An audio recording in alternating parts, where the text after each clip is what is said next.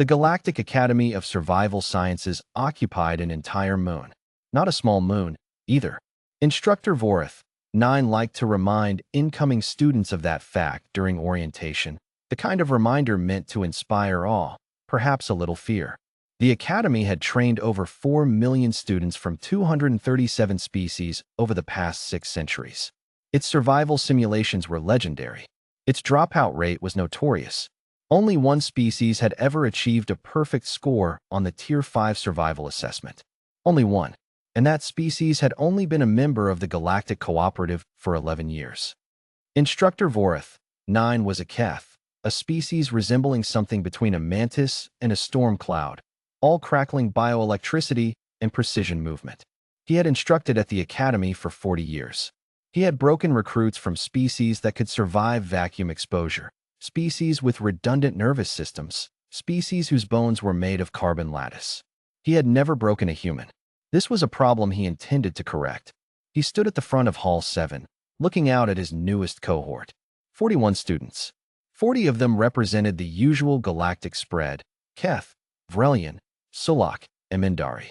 Their postures ranged from nervous to bored. The 41st was a human. She sat in the third row, feet flat on the floor, hands resting on the desk with a stillness that Vorith, 9, had learned to distrust. She looked young. They always looked young, with dark hair pulled back from her face and pale brown eyes that were already scanning the room with methodical patience. Her file said her name was Lily. Former occupation: Mountain Rescue and Wildfire Response, Pacific Northwest Division. Vorith, 9, had looked up the Pacific Northwest. He had looked up wildfires. He had revised his lesson plan accordingly. He began. "Today," said Instructor Vorith, 9, his translated voice carrying cleanly through the hall's acoustics, "we will discuss the parameters of the Tier 3 Environmental Endurance Assessment. This simulation is considered the primary eliminator for this cohort. 63% of students do not advance past it." He clicked through the holographic display. Statistics, temperatures, pressures. The assessment places candidates in a high-altitude environment. Atmospheric oxygen is reduced to 61% of standard. Temperatures will fluctuate between -30 and -50 degrees Celsius. Candidates will be given minimal gear and must navigate to an extraction point over a minimum distance of 40 kilometers. They will face precipitation, disorientation fields, and at least 2 engineered predator encounters. A low murmur moved through the room. A Sulak in the front row made a sound that translated roughly as the sound of someone reconsidering major life decisions. Vorith, 9, let the weight of the information settle. Then he looked directly at the human. "Questions?" Lily raised her hand. "Yes." "Is the precipitation snow or mixed ice?" Vorith, 9, blinked his secondary eyelids. "Mixed. Primarily freezing rain in the early segment, transitioning to snow above the midpoint ridge." Lily nodded. She wrote something in her notebook, a physical notebook, paper, the kind that worked when electronics failed. "And the predators? Are they ambush or pursuit type?" "Pursuit," Vorith, 9, said. "Built for sustained chase. They will not tire." "Okay." She kept writing. "What's the visibility window before the disorientation fields kick in?" "Approximately 4 hours from insertion." "Good. And can we cache supplies at the extraction point staging area? Or is it a clean arrival checkpoint?" Vorith, 9, stared at her. "Clean arrival." "Noted." She looked up. "Sorry, one more. The 40 kilometers, is that terrain adjusted or straight line?" "Terrain adjusted." "Perfect. That's actually better." She settled back in her seat with the expression of someone who had just received mildly good news about a commute. The Sulak in the front row turned to look at her. The entire room had gone quiet. Vorith, 9, felt something unfamiliar move through his thoracic cluster. He believed, in retrospect, it was the first stirring of genuine concern. 3 weeks later, the cohort entered the simulation. Vorith, 9, monitored from the observation deck, watching biometric feeds from all 41 candidates. Standard procedure was to watch the cluster, the group behavior, the formation of alliances, the first signs of system failure. Individual monitoring was reserved for flagged cases. He flagged Lily from hour 1. Not because she was struggling, because she wasn't. The other candidates moved cautiously, conserving energy, huddling against the freezing rain in the first valley. Lily moved through it at a steady, unhurried pace that Vorith 9's instruments clocked as precisely calibrated for long-distance output. She wasn't pushing. She wasn't racing. She was simply moving, the way a machine moves when it has been built for exactly this purpose. She constructed a windbreak from materials that weren't, technically, designated as windbreak materials. She used the freezing rain to her advantage, sealing the gaps in her gear with a layer of ice she shaped with her bare hands before re-insulating them. She ate while walking. She navigated by star position through 2 hours of disorientation field interference, cross-referencing it with terrain memory she had apparently committed before insertion. By hour 9, she had passed the midpoint ridge. No other candidate was within 11 kilometers of her. Vorith 9 pulled up her biometrics. Core temperature, stable. Heart rate, elevated but controlled. Cortisol levels, he checked twice, because he thought the sensor might be malfunctioning, lower than her insertion baseline. She was calmer than when she had started. The first predator encounter happened at hour 11.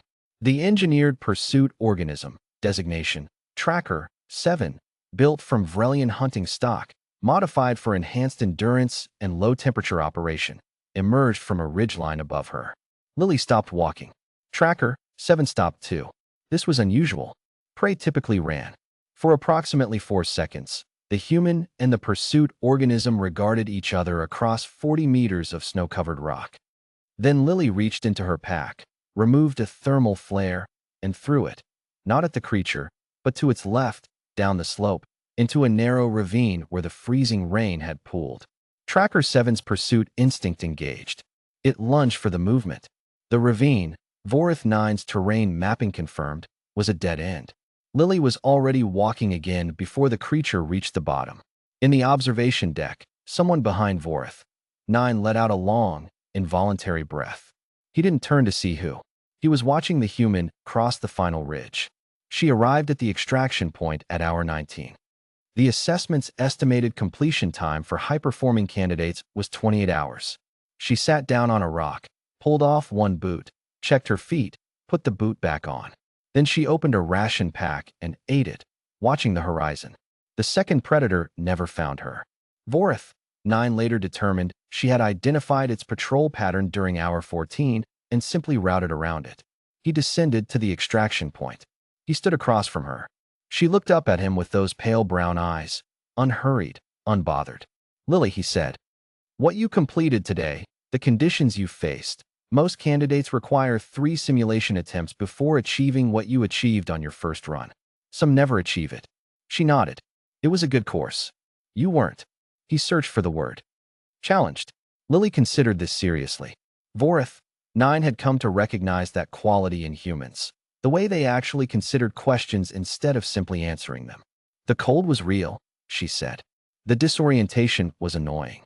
The first predator was smart." She paused. "But the air had oxygen in it. The ground wasn't moving. There was no fire.